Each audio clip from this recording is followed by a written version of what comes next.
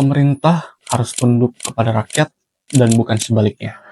Tapi apa yang terjadi saat ini, pemerintah memaksa masyarakatnya tunduk kepada mereka.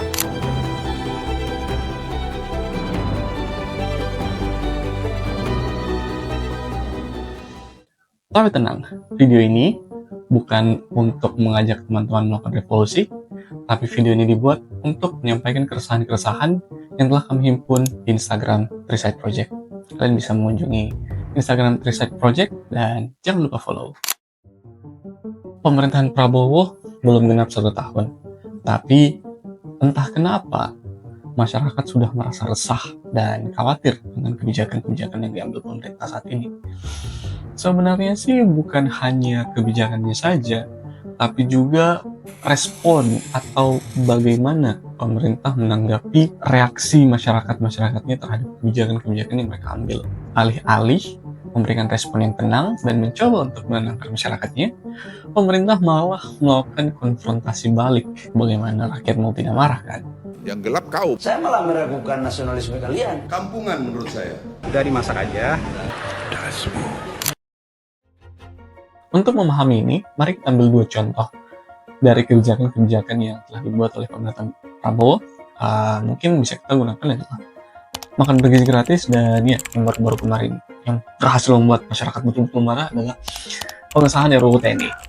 Mungkin mari kita coba bedah dulu makan bergizi gratis. Kenapa itu kemudian berhasil memancing reaksi negatif dari masyarakat? Program makan bergizi gratis ini adalah program yang sebenarnya sangat-sangat bagus jika direncanakan dan dieksekusi dengan tepat.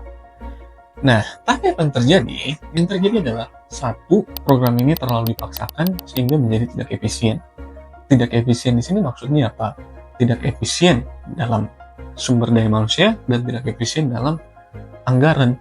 Nah, karena program ini terlalu memaksakan untuk diterapkan ke seluruh wilayah Indonesia, otomatis akan dibutuhkan sumber daya manusia yang sangat banyak, bukan?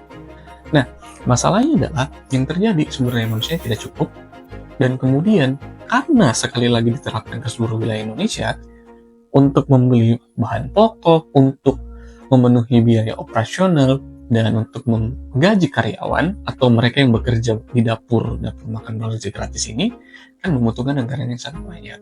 Dan semua ini Pak pada akhirnya adalah makanan bergizi gratis.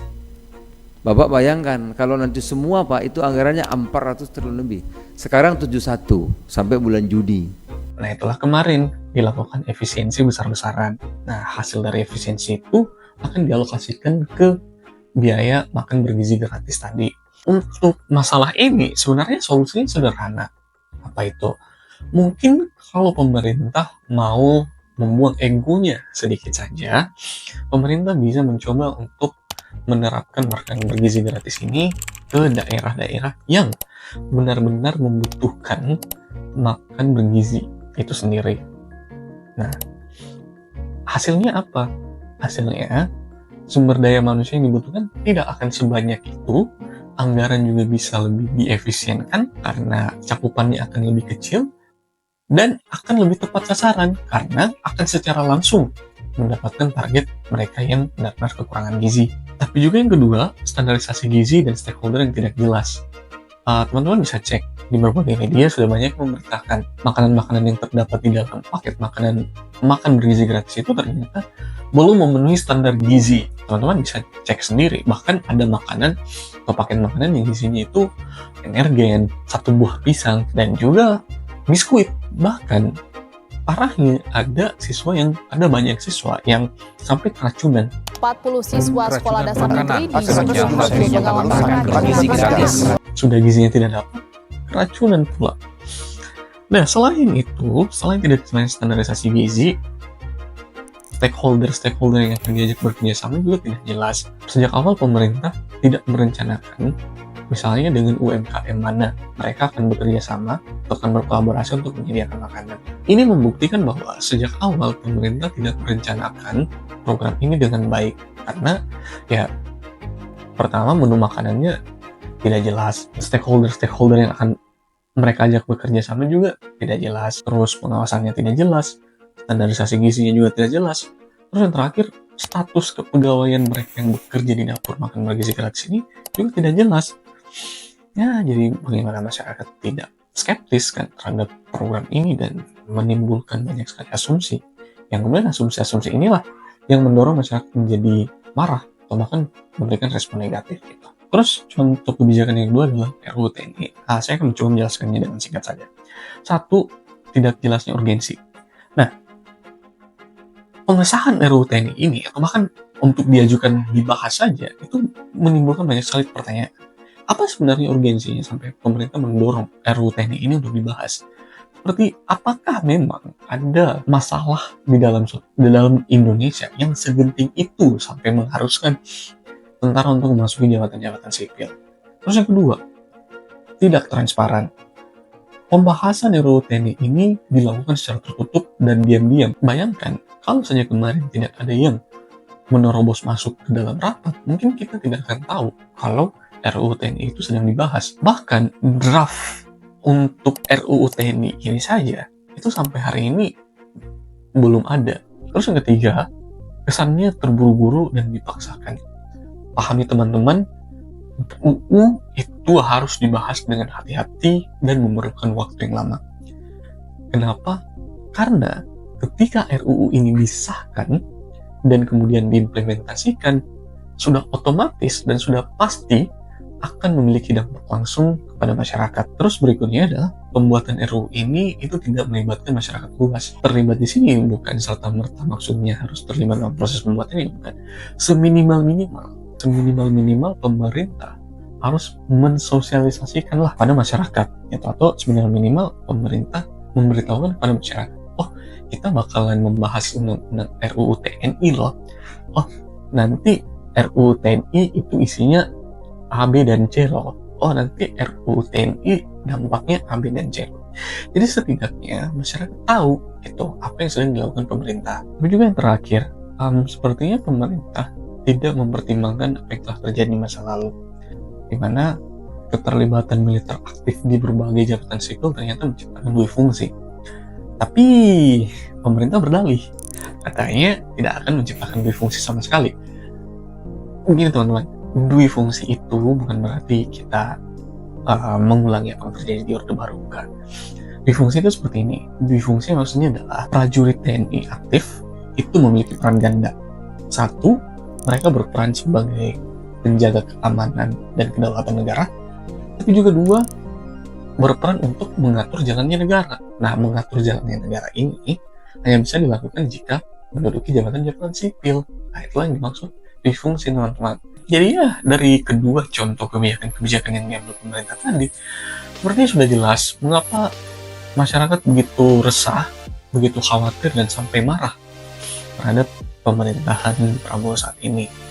Mereka marah dan resah bukan karena mereka benci Prabowo, tidak, tapi karena memang kebijakan-kebijakan yang diambil terlalu banyak celahnya, tidak prepare sama sekali, dan terlalu dipaksakan, dan ya semua itu bukan untuk kepentingan rakyat. Yang membuat masyarakat semakin frustasi adalah bagaimana cara pemerintah merespon reaksi masyarakatnya. Yang gelap kau. Kami percaya orang-orang yang duduk di pemerintahan saat ini ya pastinya orang-orang cerdas. Tapi kemudian menjadi tanda tanya besar kalau respon-respon yang mereka berikan justru malah tidak cerdas. Oke. Begini Bapak Ibu, bagaimana cara merespon kritik? Untuk presiden, menteri, dan semua orang yang menduduki jabatan-jabatan di pemerintahan, tolong jangan menganggap kritik sebagai hinaan, makian, ataupun ancaman. Responlah kritik dengan objektif dan dengan menggunakan kepala dingin. Kemudian, pahami kenapa kritik itu muncul, apa substansi kritiknya, dan bagaimana solusi untuk masalah yang terdapat di dalam kritik tersebut. Sudah cukup, kita bukan pelayan pemerintah, kita bukan alat politik mereka. Sudah waktunya kita bersikap sebagai rakyat yang sadar akan haknya dan mulai menyuarakan keresahan-keresahan kita. Untuk kalian yang memilih pasangan 02 ataupun calon-calon legislatif yang kemudian berhasil duduk di pemerintahan saat ini, kalianlah yang seharusnya bersuara paling keras ketika kebijakan-kebijakan yang diambil pemerintah tidak berkeadilan. Tolong lihatlah kebijakan-kebijakan pemerintah dari sudut pandang yang sangat objektif, cari informasi dari berbagai sumber dan pakar, hindari buzzer-buzzer yang ada yang terus-terusan memoles citra pemerintah semakin bagus, dan mulailah untuk kritis. Dan untuk kalian yang tidak memilih 02, tolong berhentilah untuk menyalah-nyalahkan para pemilih 02. Saling menyalahkan tidak akan menyelesaikan masalah apa-apa. Jadi, apa yang bisa kita lakukan sebagai masyarakat biasa? Ketika misalnya pemerintah mengeluarkan sebuah kebijakan, carilah informasi sebanyak mungkin, dan carilah informasi yang benar-benar objektif. Kemudian, pahami informasi tersebut, analisis informasi yang sedalam yang kalian bisa, bangun diskusi dengan orang di sekitar kalian, dan gunakan sosial media kalian untuk menyebarkan kesadaran bahwa ya, ada yang tidak baik-baik saja dengan pemerintah kita saat ini. Ya, jadi mungkin sebagai masyarakat biasa, yang bisa kita lakukan saat ini adalah memantau dan terus berjuang dan terus menyuarakan hak-hak kita agar orang-orang yang duduk di pemerintahan saat ini bukan hanya mendengar, tapi juga mau untuk membuat kebijakan yang berkeadilan dan pro rakyat. Oke, jadi kalau teman-teman punya opini, pendapat, atau kritik yang ingin kalian sampaikan mengenai video yang telah atau opini-opini yang telah kami sampaikan di video ini, jangan ragu untuk menyampaikannya atau menuliskannya di kolom komentar di bawah. Jangan lupa like dan share dan subscribe channel ini, karena setiap like, share, dan subscribe kalian akan sangat benar-benar membantu channel ini. Terima kasih telah menonton. See you. Sampai jumpa di video berikutnya.